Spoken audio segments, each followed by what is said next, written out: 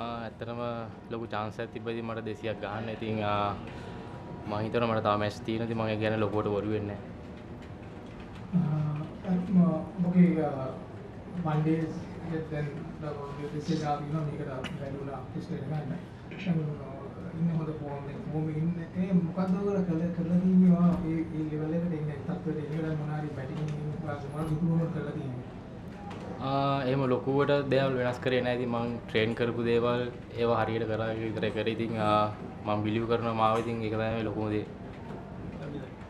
එදා ගණන් කිව්වා මේ කිව්වා ඔයා හුඟක් තිරෙන් පිටිපස්සේ කියන්නේ පිටින් නෙමෙයි පිටින් ගියේ ගොඩක් දේවල් කරනවා කියලා ඔයාගේ පර්ෆෝමන්ස් හදාගන්න. එකක් දෙකක් කියන්න පුළුවන් මොනවා වගේ දේවල්ද කරන්නේ කියලා? ගොඩක් කලාට ඉතින් මම ගොඩක් කලා බැට් කරනවා. ඉතින් ඒක තමයි මම මේ නෙට් එකේ ගොඩක් කලාට ප්‍රැක්ටිස් කරනවා බැට් කරනවා. ඉතින් මගේ අඩුපාඩු හදාගන්න දේ තමයි මම කරන්නේ. ඉතින් මම හිතනවා ඒ හින්දා වෙන්නේ නැති මම ලකුණු අතර ඉන්නේ කියලා. අද මොකද කීපින් රැංකින් වල টপ 10 අතර ඉන්නවා.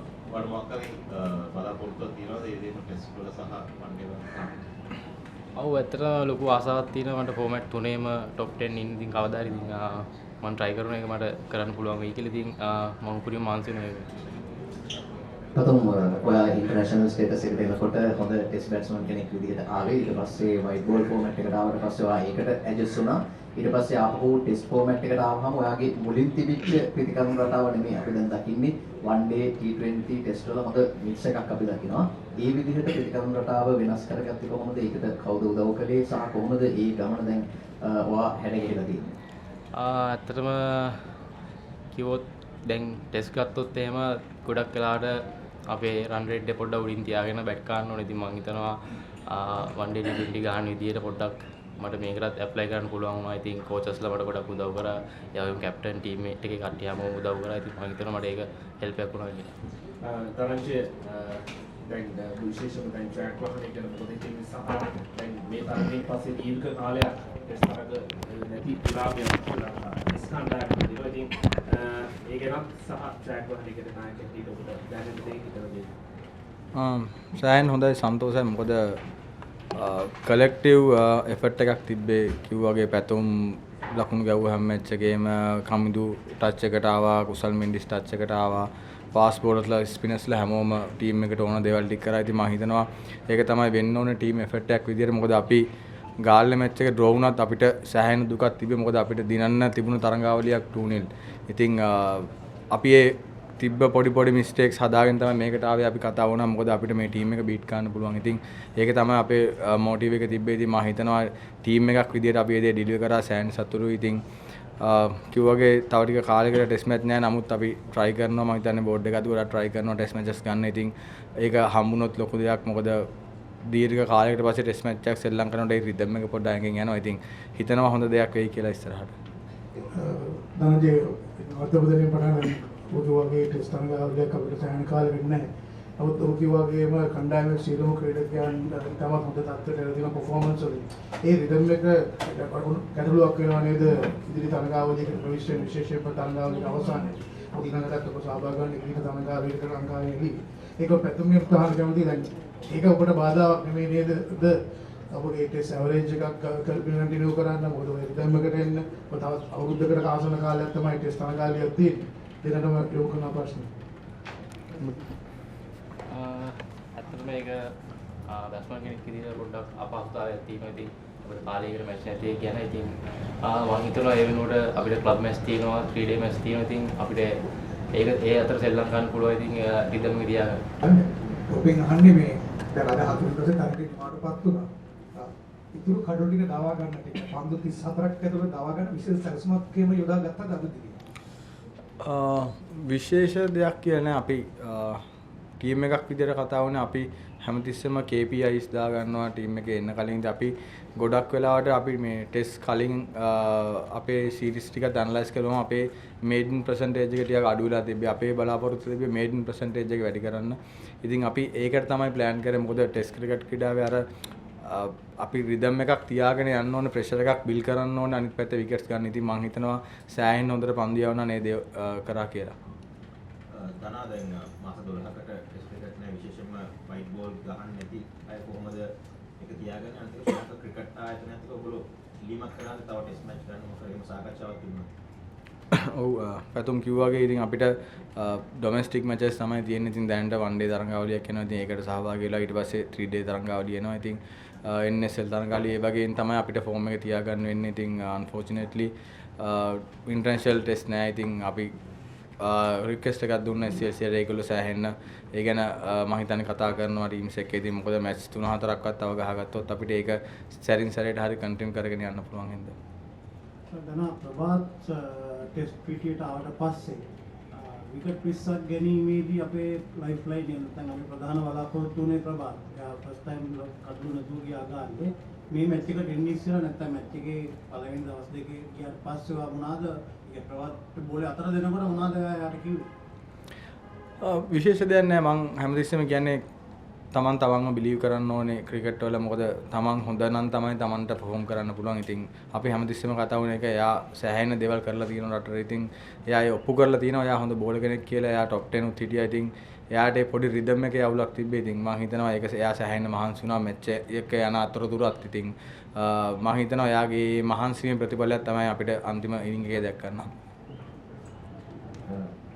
ටෙස්ට් නායකයෙක් හැටියට දැන් ලොකු සාකච්ඡාවක් යන ලෝකයේ ටෙස්ට් සූරතාවය ගැන එක හොඳ දෙයක්ද කොහොමද කියලා. මොකද ඔයාගේ මතේ ඒ ගැන දැන් මේ දෙවෙනි සයිකල් එක ඔයා කැප්ටන් වෙලා ඉන්නේ. සූරතාවයේ ඒ ටෝර්නමන්ට් ස්ට්‍රක්චර් එක ගැන මොකක්ද ඔයාගේ? ඒක සෑහෙන හොඳ දෙයක්. මොකද අපිට ගිය සයිකල් එකෙන් බලා ගන්න පුළුවන් සවුත් අප්‍රිකා වගේ සයිඩ් එකක් ඒක දින්නම්. මොකද ඒගොල්ලෝ සෑහෙන හොඳට පර්ෆෝම් කරා අන්තිම කාලේ. ඉතින් ඒගොල්ලෝ ඩිසර්ව් ඒක දිනන්න. ඉතින් මම හිතනවා ඒගොල්ලෝ ICC ට්‍රොෆි එකක් දෙන්න තිබ්බේ නැහැ. ඉතින් ඒගොල්ලන්ටත් ඒ ටෙස්ට් චැම්පියන්ෂිප් එක කියන එක මාර වටිනවා. මොකද රටක් විදියට ඒක සෑහෙන උඩින් තියන්න පුළුවන් දෙයක්. ඉතින් මම හිතනවා සෑහෙන හොඳ දෙයක් ටෙස්ට් ක්‍රිකට්. මොකද ඒක දැන් කම්පිටිටිව් වෙලා තියෙනවා සෑහෙන. ඉතින් අපි අර පැතුම් කතා වුණා වගේ රන් රේට් ඒ ඔක්කොම දැන් එනවා හැමතිස්සෙම ගේම් එකට. ඉතින් මම හිතනවා ටෙස්ට් ක්‍රිකට් ක්‍රීඩාවට ලොකු දෙයක් මේ චැම්පියන්ෂිප් එක ගැන.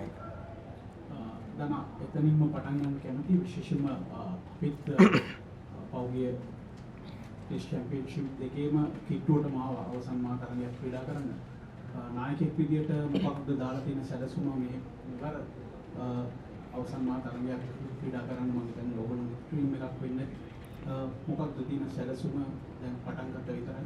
ඔව් අපි අනිත් වර්ල්ඩ් කප්ස් අරන් බැලුවත් මොකද ගොඩක් වෙලාවට නොකවුට්ස් තමයි තියෙන්නේ. ඉතින් ඒ වගේ තමයි මේකෙත් අපි මැචස් සෙල්ලම් කරාට පොයින්ට්ස් ආවේ නැත්නම් අපි ගේම් එකෙන් එළියට යනවා. ඉතින් අපි දැන් කතා වෙලා තියෙන අපි ගොඩක් මිස්ටේක්ස් අඩුවෙන්ම කරන වෙලාවට තමයි අපි මැචස් දිනන්නේ. මොකද මැචස් දිනන තරමට ලැබෙන පොයින්ට්ස් වැඩි. ඉතින් අපි පුළුවන් තරම් පොයින්ට්ස් එකතු කරගෙන උඩට යන්න බලනවා.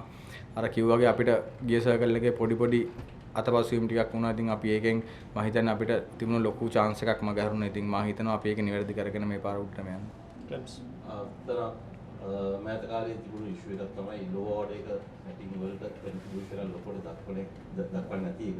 ඔබ හිතනවාද මේ තරග කීපෙදී ඒ ඉෂුව එක ප්‍රමාණවත් ඇඩ්‍රස් කරන්න පුළුවන් නැද්ද?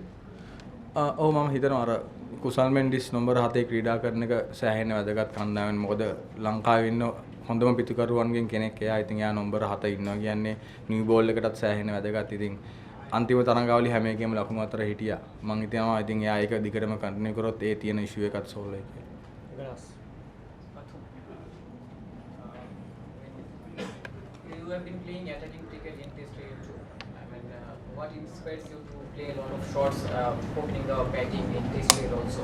And you have been a classic batsman, stylish batsman. Who do you admire or who do you follow in international cricket? ඇත්තටම මම ලොකුට ෆලෝ කරනවා විරාට් කොහ්ලි. ඉතින් මම ආසයි බැට් කරන ස්ටයිල් එකට. ඉතින් මැද්දට ගියා මම බලන්නේ මට පුළුවන් දේ කරන්න. ඉතින් මම ඒ වෙනුවෙන් මම උපරිම දෙනවා මැද්දට. විරාට් කොහ්ලි නේද? Virat okay. Can you once again repeat that? You understood? Can you explain it? Virat Kohli? No. Virat Kohli. Yeah, he was telling that he's admiring Virat Kohli a lot. So I think he's following his pattern and he's bringing his white ball game into Test cricket. One question, please. Yes. I mean, Bangladesh played beautiful cricket in Galle. Have you expected from this downbeat performance from Bangladesh? Not at all. We will take all the teams we don't take granted. You know, we putting our full effort and trying to win the game. So I think they played very good cricket at goal. You know, and we had our plans and we executed them well in this match. And you know, result came to us. දැන් අපිට අවුරුද්දක් test match නැති වුණාට ඊළඟ test match 10ම ක්‍රීඩා කරන්න තියෙන ඊළඟ අවුරුද්ද ඇතුළේ. ඒ කියන්නේ සෑහෙන කාර්යබහුල කාලයක් එනවා ඊළඟ ජූනි වල ඉඳලා. එතකොට ඊළඟ ජූනි වල අපිට පටන් ගන්න තියෙන ඉන්දියාවත් එක්ක.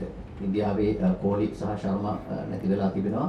නමුත් ඔවුන්ගේ ප්‍රබලතාවය පිළිබඳව කොහොමද අධ්‍යයනය කරලා තියෙන්නේ සහ මේ ඊළඟ අවුරුද්දේ තියෙන මේ ටෙස්ට් මැච් 10 එක දිගට ක්‍රීඩා කිරීම ඔයා හිතනවාද කණ්ඩායමට වාසියක් වෙයි කියලා ලෝක කුසලානේ දක්වා යන්න?